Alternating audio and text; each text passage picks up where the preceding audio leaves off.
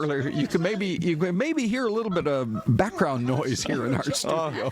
What is happening? Chubby We're a little out of control. Checker just looked at you, David. I was getting hugs. You're in the hot seat. You're in trouble. Yes, but that was after the Chubby Checker hug. Yeah. Which actually made your day. Yeah, I hope someone got it on camera. That was, how can someone be so nice? I know. To be a legend like he is. And then just be, seriously, he has no idea who I am, and then to be that kind. I know. Just taking pictures and giving hugs. We all danced with him in our other studio, the big studio. I came out to the newsroom, and Shayla, one of our producers, said, you were nailing that dance with Chubby. And I said, I went back, because it's out there. You can find it on YouTube. His original appearance, October the 6th, 1960.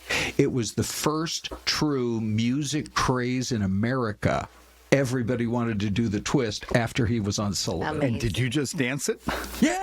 I got it done! Now that video will be worth a fortune. Matter of fact, I can see the Fox 10 promo now of you. All right, take care, Chubby. I can actually see the Fox 10 promo now of you twisting. Okay.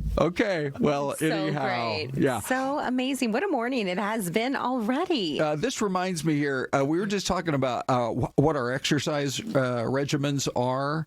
And I got a workout. I don't know about you, Celeste, but doing the twist. It really was a workout. Tell us about that gym in Congress. Now, I know you're leaving Congress for, you hope for a better job, but tell us about it. Oh, no, much better job. Look, I find my number one gym is chasing my kids because I'm this age, and I have a 3-year-old and 10-year-old we've adopted. Yeah. But there's actually a decent little gym, but it's in the basement. And it always smells like, actually...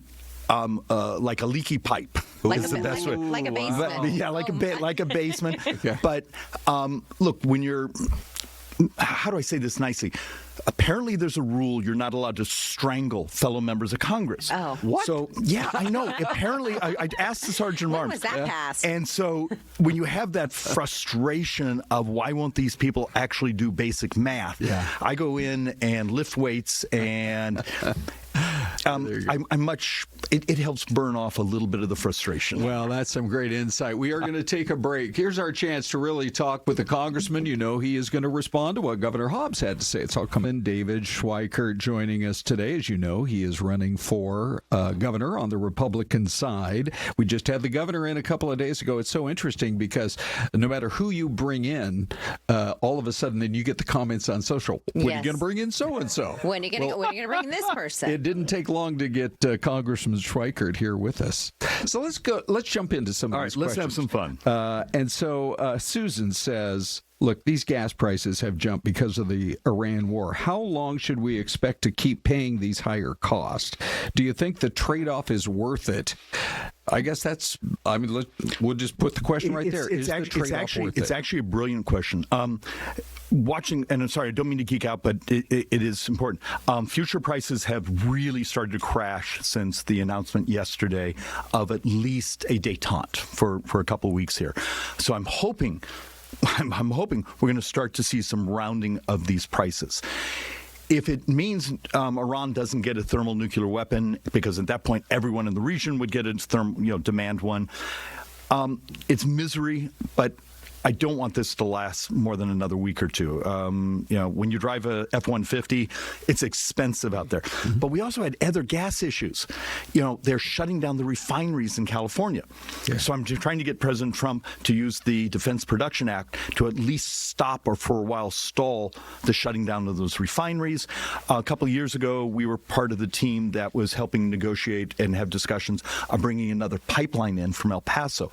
And that's coming because we get our fuel from the West Coast and from Texas.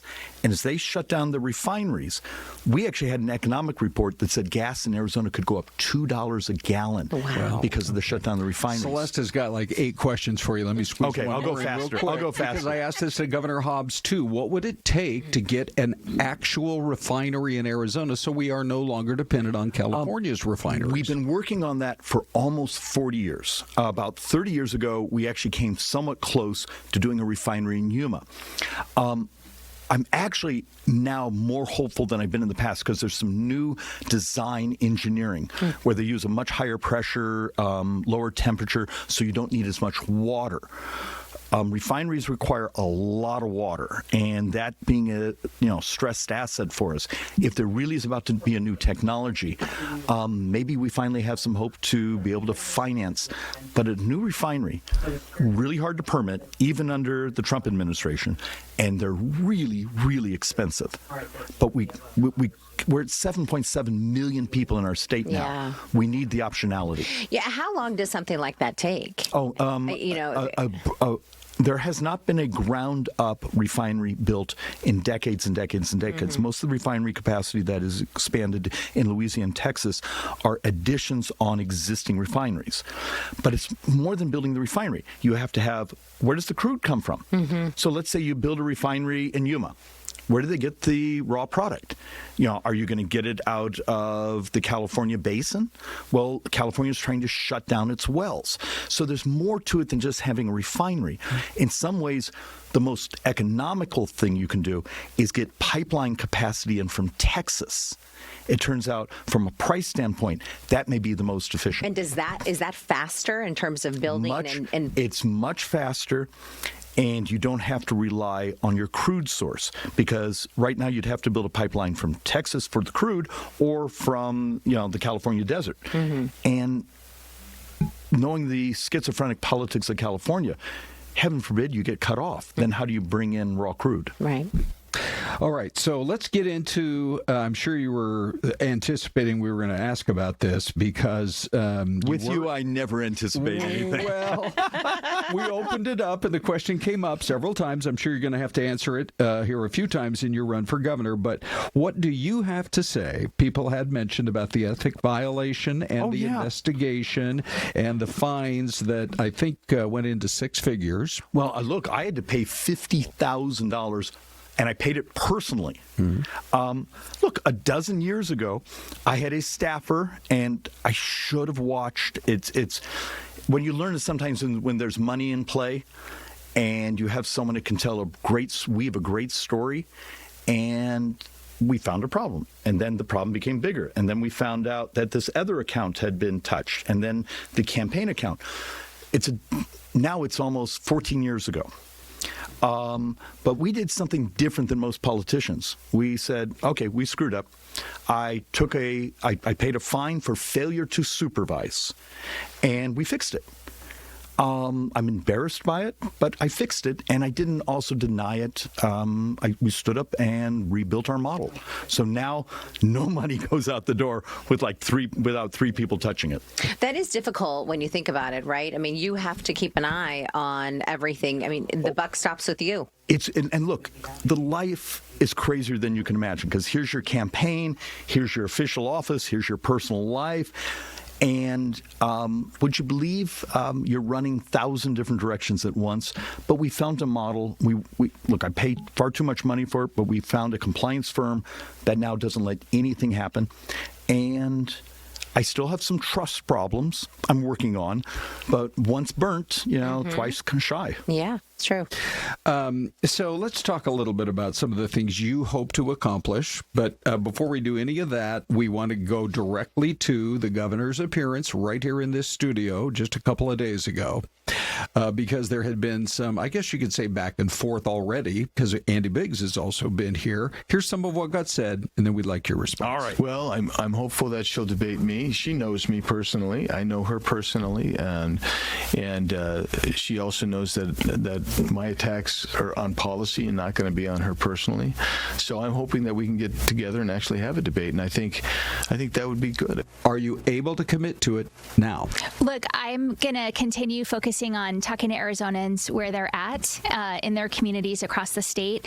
And when it comes time for the debate, I'm going to focus on what's the best way to reach Arizonans. If that's the right answer, then yes. It was interesting, I think, when we look back to that election election that you had, the first, against Carrie Lake, and you chose not to debate, I think a lot of people thought, will it work?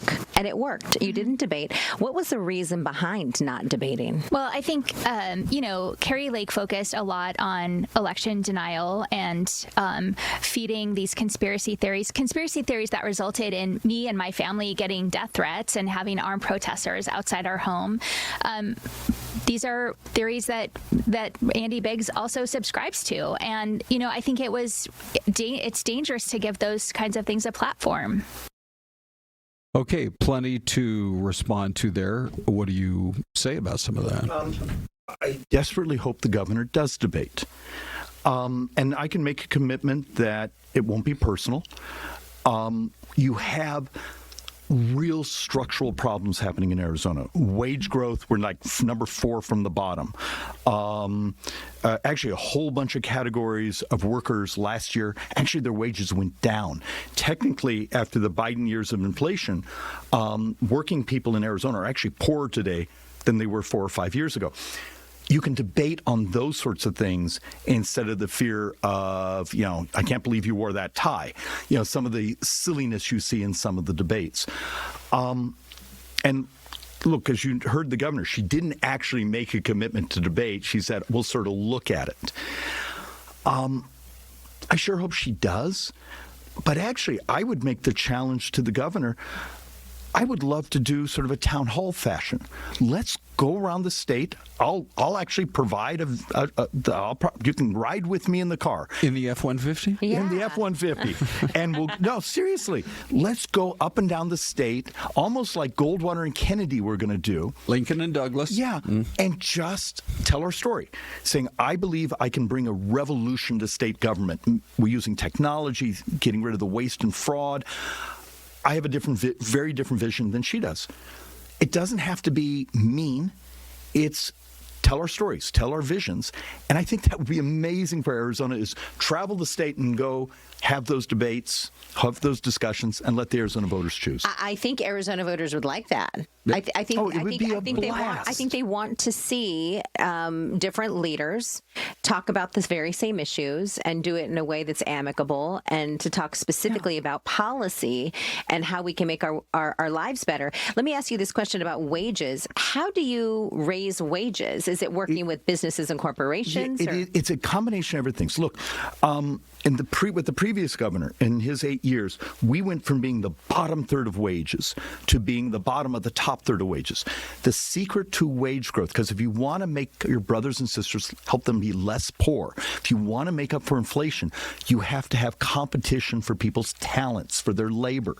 That means you have to get off your hiney and go visit California and any place in the country or the world and say, come do business in Arizona. The other thing we've also accomplished in Arizona is we've started to diversify our economy. You and I have been here long enough that it used to be with real estate coughed, we got sick. Now we have a diversified economy. We're having a problem. Arizona manufacturing and those things, we're losing jobs right now. Think of the layoffs at Intel and other things that have been going on. We need the next generation of technology, of jobs moving here and stop skipping over us as they have been the last 2 years and going to Tennessee, Florida, and Texas. Well, you just mentioned 3 states that don't have a state income tax. But Are you proposing that? No, I would love to get rid of the state income tax, but it's functionally 30% of the appropriated budget. And because the federal government owns so much of our state land, it's in those states, they're able to spread that tax burden over real estate, property taxes. They have much higher property taxes. We don't get that optionality unless we would hold much more of the real estate where it was subject to the tax system. So what you have to do is, how do you have the lowest, flattest? In Arizona, we don't tax Social Security. We don't tax military retirement. We have a 2.5% flat tax. Would you try to bring that down further? We have 30 seconds. Yeah, you're constantly trying to whittle down the taxes, and there's certain things you do saying, could we get this tax down? Could we do certain thing for seniors on property taxes? But in many ways, you're designing it so you maximize economic growth and wages. You asked about how do you fix wages? It's that growth. It's that competition for you to have You get to choose the employer you want. Yeah. So many other issues to talk about. Can you stick around for a few more minutes after the break? Okay, great, wonderful. Let's do. Lester, are we getting any guesses yet? What we do you see? have a couple of guesses. We have Wyoming from B. Miguel. Okay. We have Oklahoma from Paul Humphrey. Husky Mom is going with Wyoming as well. What do you think? Maybe they're going with the W. Are the flags? I know. Are the flags a tell? Yes, I think they are a bit of a tell, but I also thought, well, if they're going with the W, that means it can't be Minnesota, Michigan, or Maryland. That's true. Anyway, all right. Let's see, Celeste, you want to give us your? So, what are you going with? I don't know. Maybe like Yeah, I'm going to go with like a Texas. I think Texas is a great guess. I'm trying to look at that flag. I but know. I'll go because you chose Texas. I'm going to go Oklahoma. Okay. Here we go. Here she is your everybody. answer, and it is Perry, Georgia. Oh, look at that. How was anyone ever going to get that? Right? Well, we needed those flags. Now they're flapping in the wind, that's for sure. Yeah. Okay, so we're continuing our conversation with Congressman David Schweikert here in studio on Fox 10 Talks. Let me just go through. We have so many questions here. So here's a question, for example. Rick Nichols says, do the SRP outcomes change how you view Andy Biggs standing with the voters? I guess this is a chance to maybe even branch off of that, which is, what about more renewable energy in our state? And you haven't really had a chance to address your competition, Congressman Biggs. Well, actually, he's asking a brilliant question. Turning Point is substantially, I think, the one that recruited Mr. Biggs to get into the race. They're running his race. We think actually there's some questionable use of resources, but that's for the lawyers to work through. Think of this. Turning Point was given a big check, and last night the conservative fraction got wiped out in some of the races, 2-1 votes. And Turning Point could be an amazing tool and helpful to the conservative movement. But they keep recruiting fringe candidates. Look, other than a recall election, I know of no race Turning Point has actually won here in Arizona. And now they've become a lightning rod of almost rage. If you're going to constantly recruit candidates that their platform is how angry they are, instead of a movement of saying, we love people, we're going to help independents and Republicans and even Democrats have a better life in Arizona. And if you look, you and I have done this for a while. Where's the caring about people? And you see the types of races being run out there where it's more, I'm going to go for a dopamine hit than a goal of saying we're going to make Arizona better. And I think in some ways you just saw that in the SRP elections last night, where a rage of they're going to come and do these horrible things to you, they got wiped out. Let me ask you this with Rick Nichols. He says your campaign said that some of your attacks against Biggs are a warm-up of what's to come. What else should Arizonans know about him? Yeah, please listen. I won't do something personal, but I will document. And Biggs and I have known each other most of our lives. But you can't show up to functioning what's almost a white supremacist rally and be their speaker. You can't go on the podcast of someone who's anti-Semitic and white supremacist and then compliment them and then think no one is going to find out. If you go spend 5 minutes on Google, you will see a list of these things, and then we wonder why those of us on the conservative side lose election over. It's because sometimes Turning Point, they're recruiting fringe candidates that actually have done things. Maybe you can get away with that in a, 15, 16-point Republican district. But that's not Arizona. Arizona will not. Not anymore. Yeah, and Arizona will not tolerate those things. And you also have a state where we barely control the state legislature. Think about what would happen to us on the conservative side if this governor were to be reelected and we were to lose the state legislature, just like happened in Virginia a couple months ago. And that's what we're staring at, is take this seriously. This is more than Biggs versus David Schweikert. It is I would argue, the future and survival of the state. Let me ask you a little bit about the Arizona economy and kind of looking forward. So we saw Doug Ducey. He did a lot of really great things, the former governor, for Arizona's economy, brought great businesses here. You mentioned tech earlier in our conversation. We do have the Taiwanese semiconductor here already. We do have different tech companies here. We have data centers moving here, although I don't know how many jobs we have that are coming. We have construction, of course, homes still building. Where do you see, let's say that you do win this primary, you move on to run in the election as governor, what type of companies or industry do you see as the future of Arizona? You're actually asking a brilliant question. Look, I'm one of the people that flew to Taiwan to love on Taiwan Semiconductor to get them out here. Love having it. And data centers, I have certain skepticisms because they're great for the property tax base. Maybe we can encourage them if they'd be willing to use the lower water, lower power type of technology. How do we get them in spots that are desperate for property tax base, like what's happened to rural Arizona, where rural Arizona business has been decimated? When you recruit businesses, you're always recruiting the next generation, the synthetic biology, the new types of quantum chips, these things that create the next generation of wealth and vitality in an economy. You don't necessarily go out and hunt for legacy businesses that have already become commoditized. And I don't mean to geek out on that. There's this remarkable talent coming out of our universities, of some of the businesses here, yet when they're about to do their expansions or their next generation technology, they're not doing it in Arizona anymore. We can stop that. We can make this their home. Congressman David Schweikert, we really appreciate your time coming in. We started with Thank a you. chubby checker appearance. And a chubby checker hug. A hug. And then I knew Celeste was going to get into lots of policy with you. So thank you. And as the election season proceeds, maybe we'll see you again. I sure hope Thank you so. for coming in. And look, you guys are two of the most decent people in the business. We love you. Oh, we're going to have to clip that, Ron. Yeah, And keep no it. kidding. Yeah, replay it. I'll play it for the boss. All